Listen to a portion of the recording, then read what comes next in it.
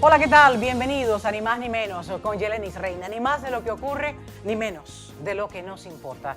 Hoy nos ocupan y nos importan varios temas. El más reciente informe del Observatorio Cubano de Auditoría Ciudadana advierte que en Cuba la inseguridad ya no es un problema aislado, es un fenómeno que se ha vuelto permanente y es estructural. ¿Qué está pasando realmente en las calles de Cuba? ¿Por qué los robos se han vuelto cotidianos? Vamos a ver cómo el deterioro social empuja nuevas formas de delito y por qué el tema de las drogas dentro de la isla no se puede ignorar. También pondremos estas cifras en contexto regional para responder una pregunta incómoda pero necesaria. ¿Dónde estaría hoy Cuba dentro del mapa de la inseguridad en América Latina?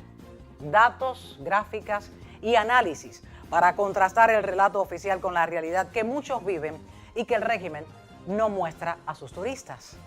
Además, ¿te ha pasado que te enteras de una multa o de una infracción de tránsito cuando ya es demasiado tarde? Aquí en Miami-Dade existe una herramienta digital que te va a avisar a tiempo y puede ayudarte a evitar sanciones innecesarias. Para explicarnos cómo funciona y por qué vale la pena conocerla si manejas en el condado, hoy me acompaña aquí en Ni Más Ni Menos con Yelenis Reina, el secretario de las Cortes del Condado Miami-Dade, Juan Fernández Barquín. Y en primera fila, una historia que te va a sacar de tu zona de confort. Imagina viajar al extranjero y terminar detenido en un país donde no entiendes las reglas, no sabes el idioma, no sabes de qué te acusan, ni cuándo vas a salir de esa prisión y si vas a salir vivo. Eso le pasó a Santiago Sánchez Cogedor, más de un año preso en una de las cárceles más duras de Irán y peligrosas. Todo lo que vivió lo narra en Cómo sobreviví 15 meses entre rejas. Hoy hablamos de libertad cuando te la arrebatan. Todo esto aquí, en solo minutos. No se vayan. Quédense hasta el final, aquí en Ni Más Ni Menos con Yelenis Reina. Ni más de lo que ocurre, ni menos de lo que nos importa. Comparte, suscríbete a mi canal y si te interesan los temas del programa, dale like, porque a mí también me gusta. Vamos ya. Ni más ni menos con Yelenis Reina. Ni más de lo que ocurre, ni menos de lo que nos importa. Desde lo que pasa en tu barrio, en tu ciudad y en tu condado, hasta lo que acontece en nuestro estado, en el país y en el resto del mundo, con una mirada crítica, sin parcializarnos y sin miedo a los temas delicados. Ni más ni menos que la verdad. Voy a comenzar Ni Más Ni Menos con Yelenis Reina con una información que quizás muchos la conocen y la viven dentro de Cuba, pero que deben saber aquellos extranjeros que todavía sueñan con viajar a Cuba y le creen el discurso al régimen de que Cuba es un país seguro. Quédate ahí para que te enteres, porque antes de mostrarte playas y mojitos, voy a mostrarte cifras y los números. No entienden de propaganda. Vamos con los datos, porque esos números ayudan a entender mejor la realidad de cualquier discurso. Las gráficas que van a ver ahora a continuación, esta primera, no vienen de un ministerio ni de un informe oficial, provienen del Observatorio Cubano de Auditoría Ciudadana. Es una organización, para aquellos que preguntan, independiente, que documenta hechos delictivos reportados públicamente dentro de Cuba. Y esto que ven ocurrió durante el año 2025. Los números son contundentes, 2.833 delitos en un solo año, más del doble que en el año 2024 y más de 4 veces los reportados en el año 2023. Y aún así, hablamos de un subregistro, sí, porque Cuba no publica estadísticas oficiales completas. Esa primera gráfica que vieron muestra algo grave y clave. El crecimiento es sostenido, un aumento de más del 336%. No es un repunte, es una explosión lo que está ocurriendo dentro de Cuba y no es coyuntural. Eso se llama inseguridad estructural. La segunda gráfica es todavía más reveladora. Más de 1.500 robos, la mayoría contra ciudadanos comunes, robos de viviendas, de bienes básicos y un dato especialmente grave: el aumento del hurto y sacrificio de ganado. Cuando robar comida se vuelve una práctica extendida, el problema no es un acto de criminalidad, no, el problema es el hambre y el colapso económico que viven los cubanos de la isla. A esto se suman 437 reportes vinculados a drogas, una cifra inédita en la isla de Cuba. Drogas baratas, accesibles, circulando en barrios y entre jóvenes, mientras el Estado presume de control, con detenciones aisladas y expresas a los presos políticos que no desmontan ningún tipo de red de droga. Y atención a esto, aunque los homicidios muestran un descenso relativo, según este informe, el impacto sigue siendo demoledor. En el año 2025, el saldo humano fue devastador. 173 personas murieron de forma violenta, incluida 48 mujeres víctimas de feminicidio, según el Observatorio de Género a las Tensas dio este reporte. Ahora, la pregunta que muchos podrían hacerse, ¿dónde estaría hoy Cuba en el mapa de la inseguridad en América Latina?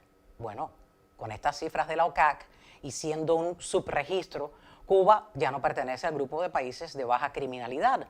Por el ritmo de crecimiento y la diversificación del delito, se acerca al bloque medio-alto regional, más cerca de Ecuador, Honduras o zonas urbanas de México. La diferencia es muy simple. En otros países los datos se publican, se debaten y generan presión social, pero en Cuba el delito se oculta, se minimiza. Estas cifras no describen solo delitos, no, estas cifras describen el resultado de décadas de mala gestión, control político y negación de la realidad. Un país inseguro para su población es inseguro para cualquiera que pise ese territorio. Si quieren saber más de este reporte y de este informe de la OCAC, se los voy a dejar aquí en la descripción del programa para que vean que es un informe real y que son cifras actuales. Es un reporte del año 2025, así cerró el año en Cuba. Regreso con mucha más información. No se vayan, ni más ni menos con Yeleni Reina. Continúa, les espero.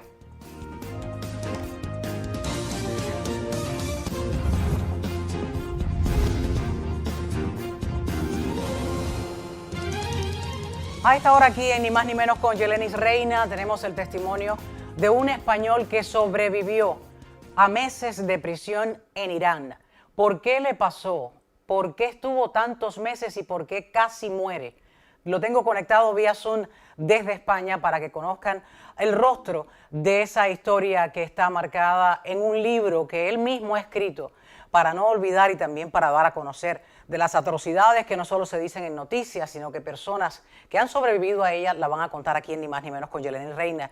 Santiago Sánchez, Cogedor, muchísimas gracias por escoger el programa para presentar tu libro y también darnos tu testimonio en primera persona. Bienvenido al programa.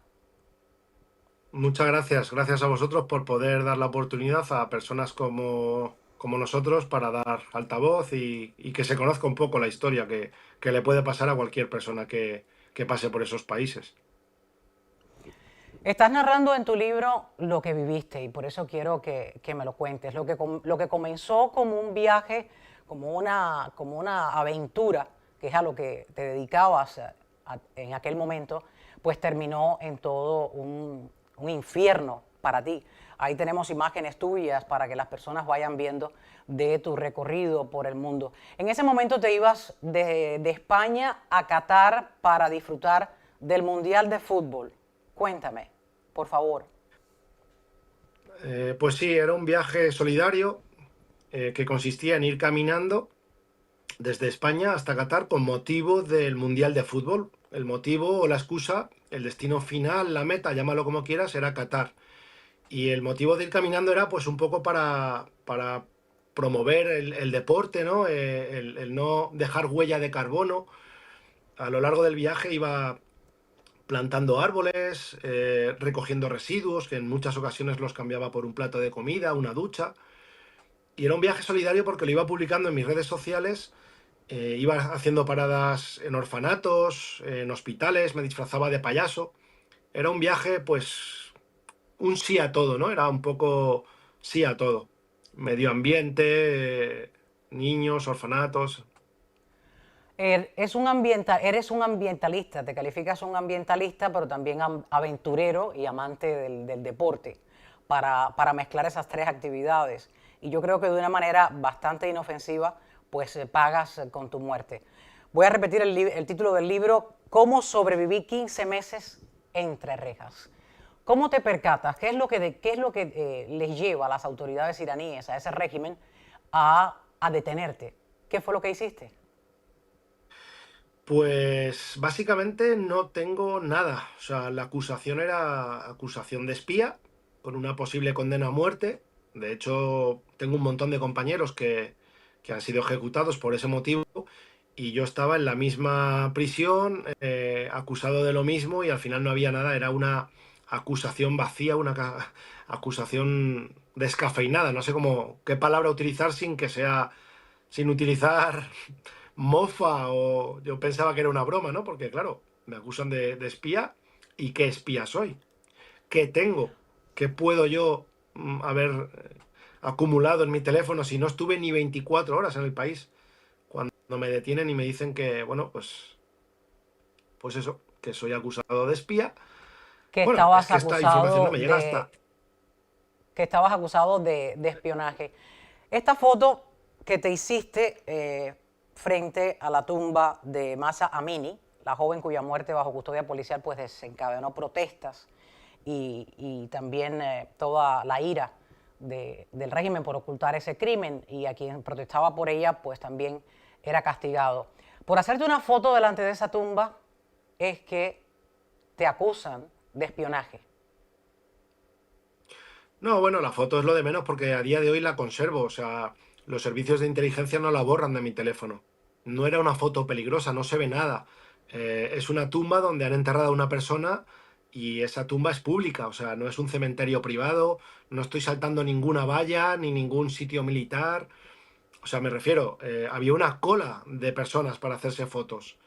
Era un sitio, digamos, emblemático. Sí que es verdad que la cosa estaba y la situación estaba mal porque esta chica había muerto de la forma que había muerto pero bueno, a día de hoy que me digan qué espía hace una foto en una tumba y para qué.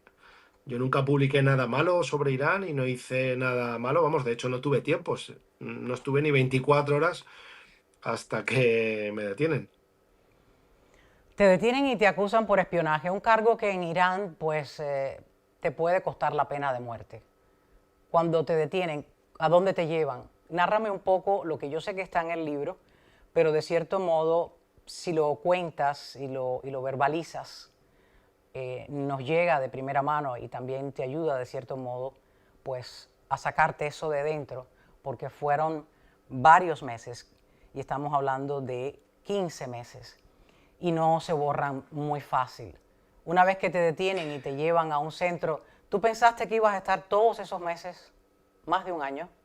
No, no, de hecho, cuando a mí me encierran, yo pensé que me darían la libertad pronto porque yo digo, bueno, ahora verán que soy un turista. Jamás pensé que se me acusaría de espionaje. La primera vez que escucho esa palabra es cuando me visita el embajador con la cónsul, a los 2 meses casi. Y digo, bueno, ¿qué hago aquí? ¿De qué me acusan? Y me dice, Santiago, te acusan de espionaje. Ahí es cuando ya ¿Pediste me ver a dicen la esa... cónsul o tus familiares hicieron contacto con la embajada? La primera llamada que tengo yo con la Embajada de España es a los 23 días de total aislamiento. O sea, yo estaba totalmente desaparecido para el mundo. De hecho, mi familia aquí en España entregó piel a la policía científica para cuando apareciera mi cuerpo. O sea, ya me daban por muerto. Dios. Entonces, a los 23 días yo tengo una llamada desde el centro de máxima seguridad en inglés con el embajador. Y me dice, Santiago, no te preocupes, sabemos que no eres espía y te vamos a sacar. Entonces, esa llamada me dio mucha fe y esperanza, pero me dijo, estos casos suelen tardar 6, 8 meses. Ahí se me cayó el teléfono, me quedé blanco, tuvieron que volver a llamar. Yo imagínate la situación, ¿no? Yo esposado de pies y manos, con los ojos tapados y hablando en inglés, que mi inglés por aquel entonces no era muy bueno. Entonces, ya de ahí empecé a ir masticando ya la historia, a ir aceptándola. Y no fueron 6, ni 7, ni 8. Al final fueron 15 meses que te toca vivir y te toca aceptar porque no tienes otro camino. Cuando aceptas que haces ese reality check, por así decirlo en inglés, y sabes que ya no se va a Total. tratar de otros días más, luego de esos veintitantos días que te asignaron, cuando aceptas esa realidad, ¿Pensaste que ibas a salir vivo de esa cárcel, mirando las condiciones que me vas a narrar a continuación? Pues se me pasan muchas cosas por la cabeza. De hecho, conocí a muchas personas, muchas otras que ya no están, que las han ejecutado. Entonces, yo estaba acusado de lo mismo y hasta el día de hoy no sabía que, bueno, que el precio mío, el precio como rehén era muy alto porque yo era una persona de Occidente y a una persona de Occidente y siendo rehén, o sea, siendo inocente, es complicado que la ejecuten porque le causaría más problemas, creo, que beneficios a Irán, sabiendo ellos que soy inocente, por supuesto.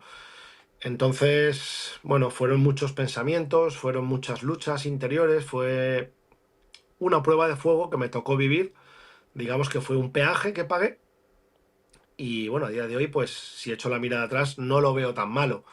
Aprendí muchas cosas, desaprendí muchas otras y aprender a valorar cosas que aquí no hay y que no tenemos. Una de ellas, yo diría que la libertad. ¿No? La libertad, el tiempo, el silencio, la oscuridad, son cosas que, bueno, aquí el silencio es complicado, ¿no? Te hablo de Europa. Antes de ver la llegada, antes de ver tu llegada a España, quiero que me narres en 3 líneas cómo fueron tus días ahí dentro. ¿Se comía? ¿Cómo te comunicabas? El idioma de allí Ahí es el dentro, persa, que es igual que el farsi, o el azerí, o el kurdo, o el lurí, o el árabe. ¿Cómo te pudiste comunicar ahí dentro? ¿Qué alimentos te daban? ¿Dónde te tenían? ¿Con más presos o estabas solo en todo el tiempo? es que la historia es un poco más larga. La respuesta, como bien has dicho antes, lo cuento en el libro. A mí me detienen en una ciudad kurda, del Kurdistán, que no tiene nada que ver, pero el país es el mismo, es Irán. Entonces yo paso por 6 centros de detenciones diferentes, con idiomas diferentes, celdas diferentes, personas diferentes. Entonces a mí me toca aprender el persa con el paso del tiempo, a la fuerza. Al principio era por gestos, luego me trasladan a una sección donde ya hay presos condenados, que son los últimos meses. Entonces todo es un trámite muy largo. Te puedo contar las primeras celdas de aislamiento, que eso era el infierno absoluto, y luego ya una vez en prisión, pues yo tenía acceso a poder comprar la comida. La verdad es que fue duro, pero bueno, hay un montón de niveles. Y voy a aprovechar esta oportunidad porque, claro, justamente a día de hoy, uno de mis mejores amigos, un ángel de la guarda, que voy a decir su nombre porque ahora mismo, a día de hoy, quiero hacer este llamamiento, se llama Mohamed Reza Sekarian, y este chico estuvo, ahí está la foto, este Ahí chico estamos estuvo viendo la detenido foto de él. conmigo en la cárcel de Evin, en la sección más dura que se llama 209, Dovistono, en persa, y estuvimos en una celda pequeña, pasamos 20 y pico días juntos y él me ayudó a seguir de pie por sus esperanzas, por sus palabras. Y el delito de este chico no es otro que, pues, creer en otra religión. Él cree en la religión de Peace and Light, que se dice en inglés, luz y Sí. paz, de Ahmadi, y este chico, pues ese era el delito, ¿no? De hecho, le apresaron, tiene una historia muy larga, pero vamos, el motivo de este llamamiento es que está desaparecido, no sabemos si en la frontera de Turquía y Grecia, en la zona de Edirne, que cruza un río, si habrá podido caer al río, si la habrán podido asesinar en uno de los campos de refugiados. Y la mamá, que estoy en contacto con ella, y muchos de sus amigos están muy preocupados porque, bueno, pues este chico estaba fuera de Irán, pero con ese posible peligro, ¿no? No has tenido contacto ninguno con él, lo que llama tu atención y por eso estás haciendo un llamado para ver si alguien puede ver estas imágenes y quizás aparezca una fe de vida. Quiero seguirte preguntando muchísimas cosas porque el libro tiene varios capítulos, pero quiero preguntarte de uno de los capítulos. ¿Por qué titulas uno de los capítulos de tu libro como El traslado a la prisión de Saqqez? ¿Este traslado te marcó en uno de los tantos movimientos que hiciste? A ver, La ciudad donde me detienen se llama Saqqez, que es una ciudad kurda, Ajá, que es donde vivía la chica que murió por no llevar el velo o por lo que fuera. El motivo yo no lo sé. ajá. Ahí pasó 2 noches, creo que es los calabozos de la policía, 2 noches. De ahí me trasladan a la capital del Kurdistán, que se llama Sanandaj. En Sanandaj paso 40 y pico días en aislamiento en una celda, pues eso, mejor no describírtelo. Y el traslado a Saqqez viene ahí, en ese momento. Es una prisión y en esa prisión, pues imagínate, la primera impresión, entro a una habitación donde hay 20 personas y cuento 10 camas. O sea, éramos 20 y había 10 camas. 10 camas que eran 10 huecos en el suelo. Eh, Me desmayé, literalmente, o sea, perdí el conocimiento. Y cuando abro los ojos me están abanicando, me llevan al hospital para hacerme pruebas. Y cuando regreso a la prisión me meten en un apartado militar, donde se supone que iba a estar un poco mejor. Y ese es mi traslado a Saqqez. Mi traslado a Saqqez, yo pensaba que me daban la libertad. De hecho, yo estaba llorando de alegría, despidiéndome a voces. Y no, no. Ahí es donde estaba empezando la broma. Lo cuento todo muy Ahí detallado en el estaba libro. empezando esos 15 meses. Exactamente. Como te digo, lo Ahí cuento todo estaban muy detallado empezando. en el libro. No, no sé cuánto tiempo tenemos en esta entrevista, pero bueno, que Quiero mostrar ahora tu llegada a Madrid, donde te recibieron y me cuentas quiénes estaban allí y cómo sentiste ese momento tan preciado que es la libertad. Ahí, ¿quiénes te recibieron? ¿Quiénes pues estaban? mucha gente. Está mi amigo Pablo Navascués, José Félix Ramajo, Francho, Raúl. Estoy viendo a mucha gente, no puedo decir el nombre de todos. Estaban mis familiares, amigos, gente que había viajado de Valencia, de Alemania. Mi caso fue muy famoso y muy sonado en España y la gente estaba realmente preocupada porque, claro, me estaban acusando de una cosa en la que es motivo de ejecutar, o sea, que te quitan la vida. Mira, ahí tengo el pelo largo. Justamente me cortaba el pelo un chico de Afganistán, que también estaba preso por lo mismo. Y bueno, pues la llegada fue, mira, mi amigo Miguel, un montón de gente. La llegada fue caótica, ¿no? Porque a día de hoy, si pudiera echar para atrás, hubiera tenido ese momento un poco más íntimo, ¿no? Tengo un compañero, Luis, un chico francés, que también fue rehén, que en Francia lo hicieron totalmente diferente. Una sola cámara, sin sonido. Le hicieron un análisis médico, estuvo 48 horas ingresado, o sea, todo como más, ¿no? Unas pautas. Y aquí fue entrar y venga, pa'lante, como se suele decir, ¿no? Un Y abrazo, bueno, estás que no me vivo. quejo de nada. No lo cuento con maldad, ni rencor, ni nada. Simplemente te digo que fue muy, muy caótico. O sea, de hecho, recuerdo que la primera frase que dije, o una de las primeras, fue: no sabemos lo afortunados que somos por haber nacido en España. Dije esa frase y a día de hoy la repito y me la repito con mis amigos a diario, ¿no? Digo, qué afortunados somos, macho, viendo cómo está el mundo por ahí. Entonces, bueno, pues la llegada fue Vamos a caótica. escuchar, vamos a escuchar un fragmento de ese video de tu llegada y tus palabras. Vas a obtener este diploma después de un año preso en Irán. Aprendiste a ser feliz con poco y ese poco lo compartías con los demás. Pues llevo 15 meses con una posible sentencia a muerte, que no lo sabe nadie. Me lo he comido con patatas, comiéndome los dedos. No sabemos lo afortunados que somos por haber nacido en este país. Ahí está. Sí, sí, ahí pues estaba en shock, con 8 kilos menos, con el pelo caído del estrés. Y sí, fue una situación, pues imagínate, cada vez que veo las imágenes digo, madre mía, qué situación. El hecho de... Y además pasaste tu cumpleaños en prisión. Que pasar en esa fecha y tú digas, y mi familia sabrá que estoy vivo y qué está haciendo mi familia hasta ahora. Sí, pasé el cumpleaños y aunque no lo creáis, fue uno de los mejores cumpleaños de mi vida. Uno de los presos me Sí, hizo un cuéntame regalo por de qué. madera, otro me cantó una canción, otro vino a decirme que qué quería comer, que me invitaban a una comida iraní, que hay muchas muy buenas, ¿no? La mía, la preferida, se llama fesencún, que son como unas bolas de carne con una salsa de lleva frutos secos, en fin, es, ¿no? El hecho de decir, bueno, pues vale, estoy pagando un peaje, como te he dicho antes, yo lo quería ver así, porque, Claro. o incluso yo creía que estaba de voluntario en una universidad, yo estaba de voluntario y yo estaba ahí porque quería. Son cosas mentales que tienes que meterte, porque si no sufres mucho. Como empiezas a tachar días, un día menos, para mí era un día más. Yo tenía mis clases de español, hacía torneos de ajedrez, intentaba enseñarles a hacer tortilla de patata, ellos me enseñaban a hacer... Entonces era un poco eso, ¿no? El buscar el motivo al día y decir, venga, un día más y, y llegará el día que se abran las puertas, no puedo estar aquí para siempre. Y si llega el día donde me cuelgan, pues me han colgado y hasta ahí ha llegado, o sea, es el no Es buscarle... algo, es algo muy, muy fuerte.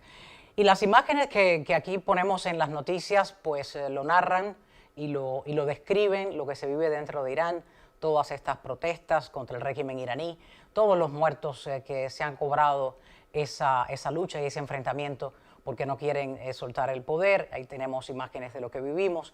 Y quería preguntarte, ¿estás al tanto de lo que está pasando allí o quieres borrar y no leer esas noticias y no verlas? No, es imposible, no puedo borrarlo. De hecho, yo me siento iraní, o sea, a ver cómo lo explico. Yo he vivido 15 meses en una prisión, pero yo he podido comprobar el color del corazón del pueblo iraní. A mí me han tratado como un invitado cuando yo estaba en prisión. Los iraníes son muy hospitalarios y muy buenas personas y es imposible que yo no pueda sentir dolor al ver estas imágenes y no estar en contacto. Yo tengo más de 20 o 30 mensajes de diferentes personas, o sea, para mí es como si fuera mi familia, la verdad. Y estoy en contacto diario, preguntando a diario y estoy deseando de que la situación pues mejore y sea un país libre como fue hace años y poder Y que se logre un balance de gobierno ante los miles de muertos que allí pues han quedado y se siguen contando porque extraoficialmente mueren, los ahorcan sin realizarle ningún tipo de juicio debido. Santiago, te quiero dar las gracias por compartir este testimonio aquí en Ni Más Ni Menos con Yeleni Reina. Estoy mostrando en pantalla, ahí lo pueden ver, la portada del libro que dice, se titula ¿Cómo sobreviví 15 meses entre rejas? Gracias por compartir este testimonio aquí en el programa.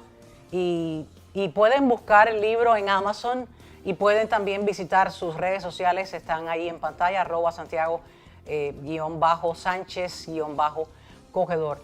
Muchísimas gracias, suerte y que esta historia les sirva a muchos para que se sepa el riesgo que se corre de salir a un país extranjero. Yo tengo una cifra aquí que quiero decirla antes de que se acabe el programa. Y es que se estima que más de 500.000 de personas de otras nacionalidades están encarceladas fuera de su país en prisiones de todo el mundo. Y solo de España hay más de 1.000 ciudadanos que están presos en el extranjero. Esto desde finales del año 2024. Es una historia para tener presente y para tomar medidas y para saber dónde viajar y dónde ir y dónde se debe realmente visitar, porque en un país donde tus derechos estén limitados o desaparecen, no creo sea el indicado. Gracias, Santiago. Un abrazo desde la distancia. Gracias. A vosotros.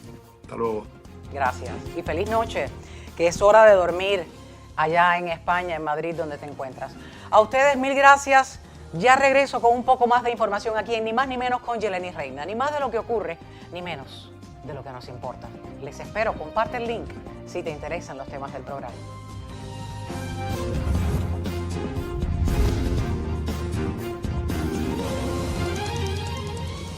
A esta hora aquí en Ni Más Ni Menos con Yeleni Reina, pues les tengo una noticia que les va a interesar a muchos, en especial a aquellos conductores aquí en el condado Miami-Dade, porque ya se van a enterar. Quiero presentarles ahí, tengo a mi invitado para que me hable sobre este tema tan importante.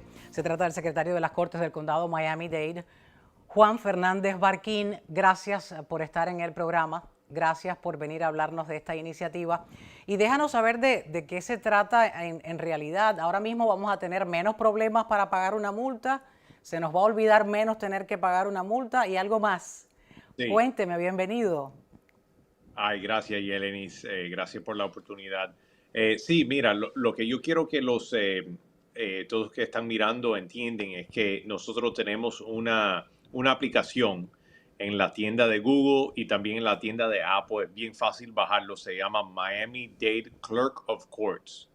Lo que pueden hacer es bajarlo, abrir un perfil y además de eso tenemos una actualización nueva que lo que pueden hacer es después de abrir el perfil es ir al My Driver's Vault y en eso subir su licencia de conducir y también hasta 3 chapas de 3 diferentes coches, de 3 diferentes carros. Y si reciben una multa de tráfico o una multa de estacionamiento, nosotros te vamos a mandar una notificación automáticamente al teléfono tuyo. Y con esta iniciativa nueva, va a ser mucho más fácil para los residentes Mucho, saber si tienen mucho una más multa de tráfico o fácil. una multa de parqueo. Sí, mucho más Mucho más fácil. fácil y un plan de modernización que está liderando su departamento como secretario de las Cortes del Condado Miami-Dade, que les va a quitar un dolor de cabeza a muchos, pero también les va a organizar un poco al propio departamento, porque un volumen de multas en papeles es bien fácil de perder. Cuando te ponen una multa, por ejemplo, por tránsito, y luego me va a decir si esta también iría ahí dentro de esa aplicación. Cuando le ponen a uno una multa por tráfico, por el ticket de estacionamiento, cuando le ponen una Sí, multa de esa, puede que haya viento ese día y se vuele y uno la pierde y nunca supo correcto. que fue multado. Este tipo de multa también va a reflejarse en esa aplicación, en My Ball, Sí, sí, My Yelenis. Driver's Ball, Sí, se llama así. sí, yo quiero que todos que están mirando también entienden que hay ciertas limitaciones. La primera limitación es que esto es solo para multas en el condado de Miami-Dade.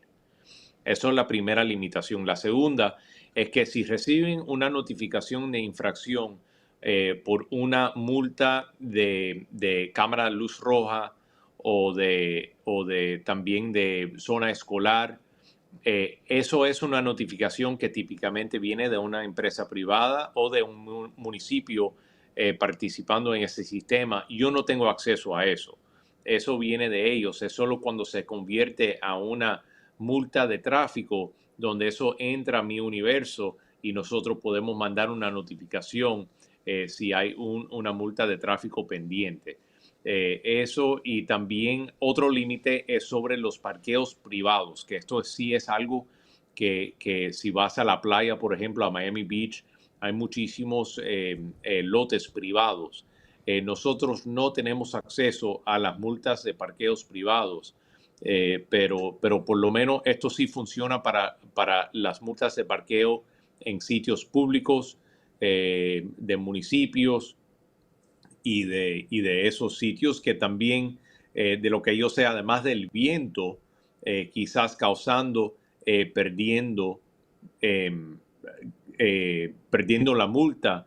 El De lo que yo sé, documento. hay varios diferentes municipios que también están implementando cámaras para los lotes públicos. Y esto también sería otra manera más fácil para que los que reciben las multas saben que tienen algo pendiente. ¿Qué tiempo pudiera aparecer ya una multa en el sistema? ¿Alguien que perdió ese mismo ticket que te ponen en el parabrisas o alguien que Ujú. ha puesto el documento, la multa quizás cercano en la oficina para pagarla y se le traspapelea y termina en la basura? Digamos, ¿qué tiempo ya se refleja en esa aplicación? Buenísima pregunta. En cuando la policía entrega la multa al sistema de nosotros, nosotros debemos mandar una notificación entre 24 horas de nosotros recibirlo. A lo más tardar. O sea que típicamente debe ser mucho más pronto, entre casi inmediato, pero no a tardar más de 24 horas desde cuando nosotros lo recibimos de la agencia de policía. Otra pregunta al respecto de esta misma aplicación, quiero repetir el nombre de la misma, que por cierto, la pregunta está My Driver's Vault. Ahí lo van a ver en pantalla en breve. ¿Esta aplicación ya entró en vigor? Sí, ¿Ya sí, está ya activa? entró, ya está activa. O sea que la aplicación ya hace tiempo que está activa y esta actualización lo empezamos yo creo que hace más o menos como 10 días. Qué va a evitar esta aplicación? No solamente nos va a tener al tanto de las multas que tenemos que pagar y de aquellas Sí. leyes que hayamos infringido o no, pero ¿cuál es el objetivo central de todo esto? ¿Evitar finalmente que la persona pierda la licencia por no haber pagado esa multa? Correcto, o sea que yo iba a empezar a explicar las consecuencias de no haber pagado una multa de tráfico. La consecuencia más grave es tener una licencia suspendida. Y si la policía te para y si tú sabías que la licencia estaba suspendida, es un delito menor. Ahora, si no sabías que estaba suspendida, todavía es una multa de tráfico criminal. O sea que es algo que todavía, de una manera o la otra, es bien grave si está manejando con una licencia suspendida. Y el propósito de todo esto es para notificar los residentes que tienen eso pendiente, pero además de eso, por la aplicación para la multa de tráfico, nosotros tenemos las opciones ahí disponibles para ayudar a los residentes, porque si ellos quieren elegir escuelita de tráfico, si quieren elegir una audiencia, si quieren elegir pagar la multa, lo pueden hacer todo ahí en la aplicación. Y la misma cosa con respecto a una multa de estacionamiento.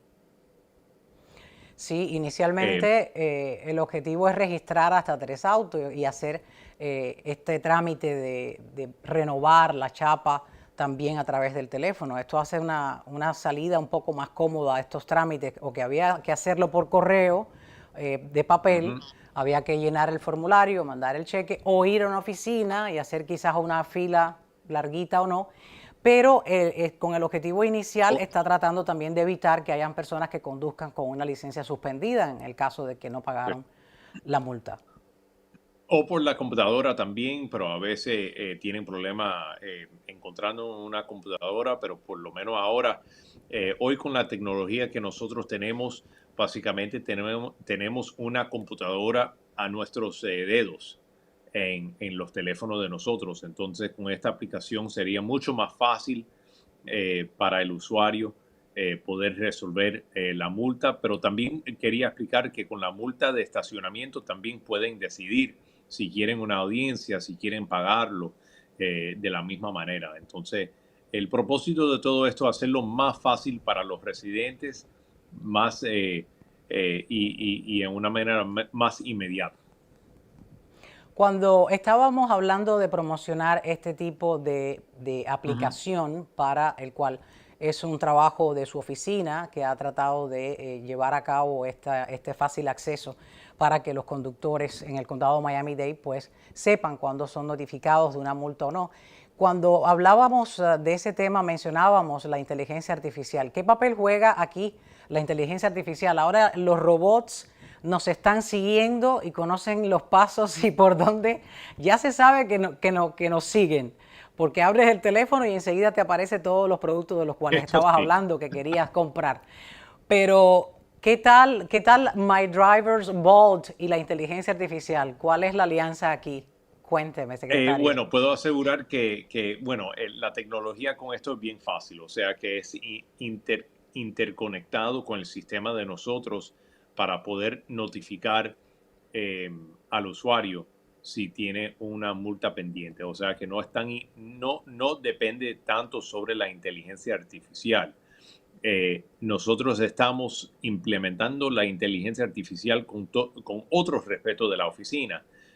Por ejemplo, esto no ha salido todavía, pero estamos empezando a implementar y experimentando con la inteligencia artificial con el sistema de teléfono de nosotros, específicamente con el departamento de parqueo, con las multas de parqueo y también las multas de tráfico, para hacerlo más fácil también para residentes que reciben multas poder resolverlo por el teléfono y entender las diferentes opciones que tienen. Entonces, la aplicación no tanto, pero lo estamos usando de otras maneras.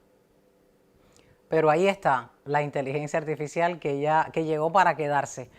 Le quisiera preguntar a modo de cierre un mensaje que les tenga a los conductores del condado Miami-Dade. Aclaramos de nuevo y recordamos para aquellos que acaban de sintonizar, hay una nueva aplicación que se llama My Driver's Vault dentro de la aplicación del condado Miami-Dade que les va a notificar ahora a cada conductor que haya cometido o no una infracción, que reciba un ticket, que reciba una multa, les va a notificar que ahí la tiene, que la tiene que pagar para que no ocurran esas pérdidas de documentos de papel y los va a digitalizar aún más.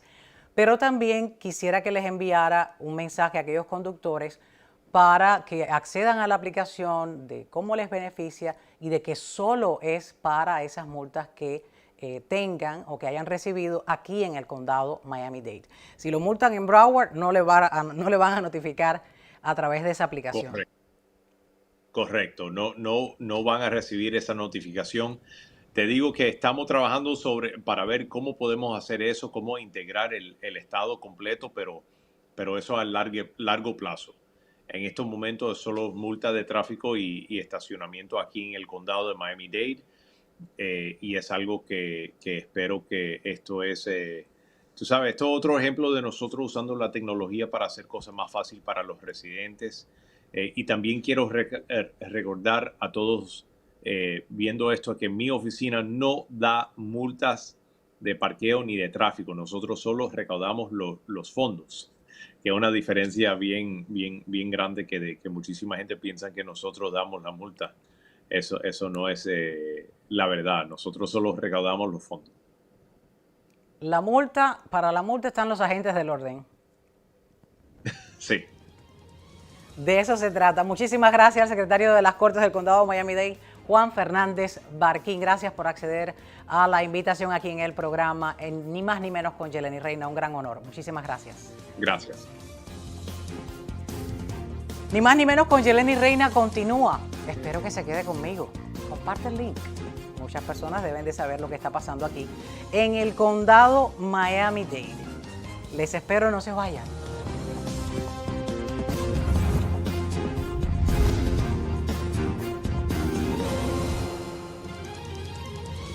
Vamos a despedirnos a esta hora leyendo sus comentarios y abrimos ya el lente. ¿Para qué? Para ver la pantalla completa llena de comentarios. Vamos a comenzar con el de Licelo de Castilla.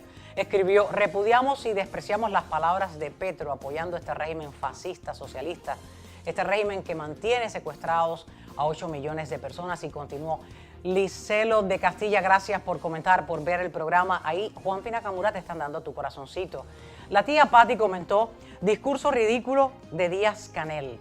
Gracias, la tía Patti, por ver el programa y comentar. Nanya escribió: viejos decrépitos comunistas de Cuba, siguiendo hundiendo a su país por más de 60 años.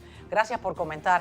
Juan Carlos Ardura escribió: recuerden, cuando un comunista habla, miente, cuando calla, encubre, cuando tiene poder, roba, y cuando pierde poder, destruye. Con un comunista no se hace negocio. Fin a esa dictadura. Gracias, Juan Carlos, por tus palabras. Iris del Carmen Díaz Morales comentó: ¿de qué prosperidad y desarrollo habla Díaz Canel? No lo han logrado en 67 años, lo van a hacer ahora. El pueblo está cansado de tantas mentiras. ¡Qué cinismo!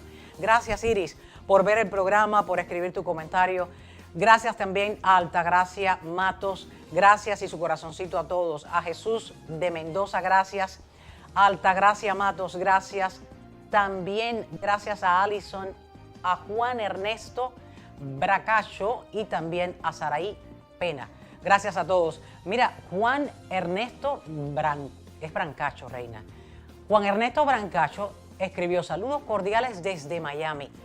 ¡Qué bien! Gracias por comentar y por dejarme saber desde dónde ven el programa. Les espero en un próximo espacio de Ni Más Ni Menos con Yeleni Reina. Ni más de lo que ocurre, ni menos de lo que nos importa. Hasta la próxima.